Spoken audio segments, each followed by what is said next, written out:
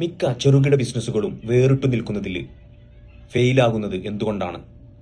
ഇത് നിങ്ങളുടെ മാർക്കറ്റിംഗിലുള്ള മിസ്റ്റേക്ക് കൊണ്ടല്ല, ഇത് ആക്ച്വലി നിങ്ങളുടെ ബ്രാൻഡിങ്ങിലുള്ള മിസ്റ്റേക്കാണ്. 3 ബ്രാൻഡിംഗ് മിസ്റ്റേക്കുകൾ എവരിഡേ ലൈഫിൽ ഞാൻ കാണുന്ന 3 ബ്രാൻഡിംഗ് മിസ്റ്റേക്കുകളാണെന്ന് ഷെയർ ചെയ്യുന്നത്. Mistake 1, inconsistent identity.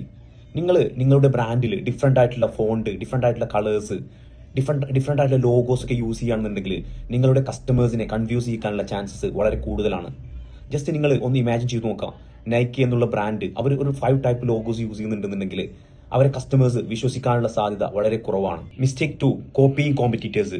നിങ്ങളെ കോമ്പറ്റീറ്റേഴ്സിനെ കോപ്പി ചെയ്യാണ്. അവരെന്താണോ ചെയ്യുന്നത് അത് സെയിം ഒരു സ്ട്രാറ്റജി നിങ്ങളും അപ്ലൈ ചെയ്യാണ് പല ബിസിനസ്സും ഓണേഴ്സും ചെയ്യുന്നത്.